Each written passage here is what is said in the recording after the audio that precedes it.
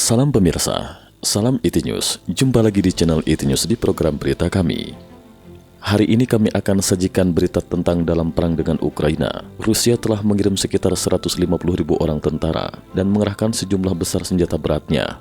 Beban besar biaya militer ini sangat memukul cadangan keuangan Rusia. Perang yang berlarut-larut jelas akan berdampak negatif terhadap ekonomi Rusia. Lembaga penelitian Eropa dan lainnya memperkirakan bahwa jika skala serangan masih meluas, biaya harian untuk keperluan perang bisa mencapai 20 miliar US dollar. Simak selengkapnya.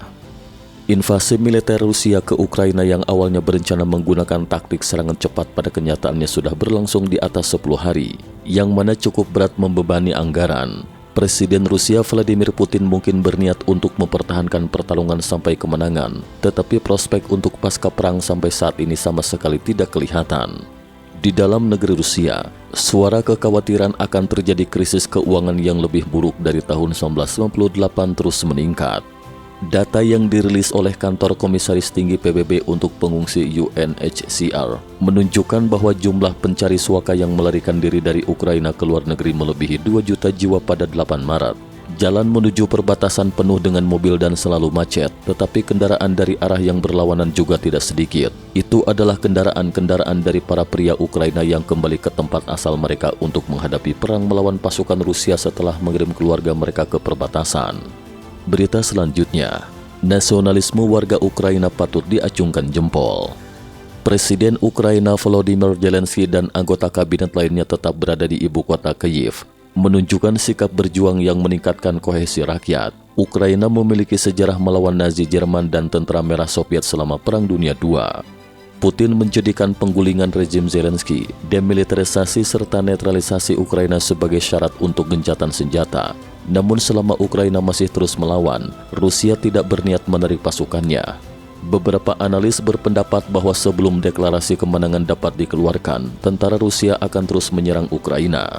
Perkembangan pertempuran sulit diprediksi, namun bahkan jika Rusia berhasil menguasai bagian negara itu, kebencian warga Ukraina tidak akan hilang, atau mereka akan melancarkan perang gerilya. Dalam keadaan seperti itu, bagaimana rezim Putin merealisasikan rencana membentuk rezim boneka untuk memerintah? Bagaimana pula untuk mewujudkan rencana merehabilitasi kondisi warga dan lingkungan di daerah-daerah penduduk pasca perang, ketika kemerosotan ekonomi menyebabkan Rusia tidak punya dana yang cukup? Tampaknya rencana-rencana tersebut akan sulit untuk diwujudkan. Berita selanjutnya, ekonomi Rusia terbeban oleh pengeluaran militer untuk perang Ukraina.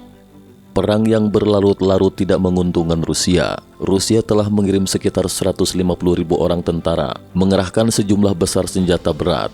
Lembaga penelitian Eropa dan lainnya memperkirakan bahwa jika serangan masih terus meluas, biaya harian untuk kebutuhan militer akan mencapai 20 miliar US dollar. Di sisi lain, Kementerian Pertahanan Rusia mengumumkan pada 2 Maret bahwa jumlah korban tewas tentara Rusia sejak dimulainya serangan pada 24 Februari telah mencapai 498 orang. Jumlah ini masih terus bertambah. Rezim Putin mengamandemen undang-undang dan memperketat kontrol informasi. Situs jejaring sosial SNS juga diblokir dan hak warga untuk mengetahui informasi dirampas. Namun berita kematian prajurit akan diberitahukan kepada keluarga. Jika pertempuran berlanjut untuk waktu yang lama, sikap anti-perang warga sipil Rusia niscaya akan meningkat. Beban yang dihadapi Rusia bukan hanya menyerang Ukraina.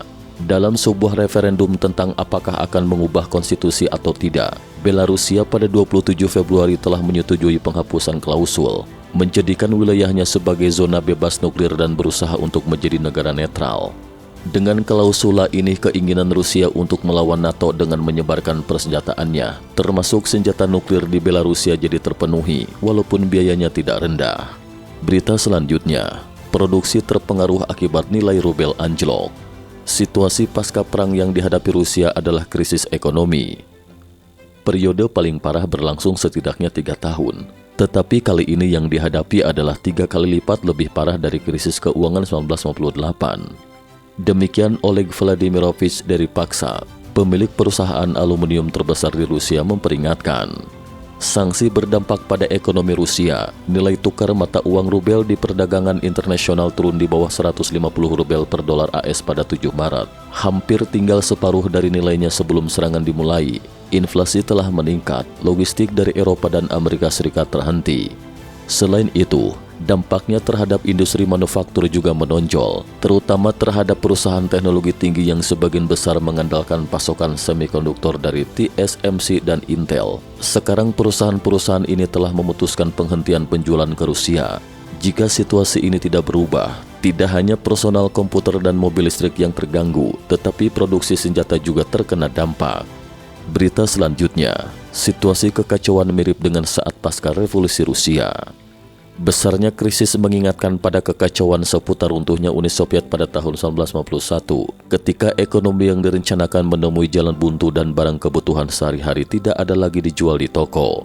Ada ahli yang menunjukkan bahwa dengan meningkatnya kemungkinan gagal bayar utang, situasi Rusia saat ini hampir sama dengan pada masa kekuasaan rezim Bolshevik, pendahulu Partai Komunis Soviet, yang mengumumkan pada tahun 1918 bahwa mereka akan meninggalkan utang dalam dan luar negeri tersa Rusia. Akibatnya Rusia telah dikeluarkan dari pasar keuangan internasional untuk waktu yang lama. Putin mungkin saja dapat menyatakan kemenangan atas perangnya dengan Ukraina. Namun sebagai presiden, ia salah perhitungan dalam menciptakan pertempuran untuk mengubah kehidupan rakyat Rusia agar menjadi lebih bahagia dan negara semakin makmur. Sekian IT News hari ini. Terima kasih telah menonton dan silakan subscribe channel ini dan bagikan ke teman-teman Anda. Jika Anda memiliki opini silahkan beri komentar di bawah ini. Sampai jumpa.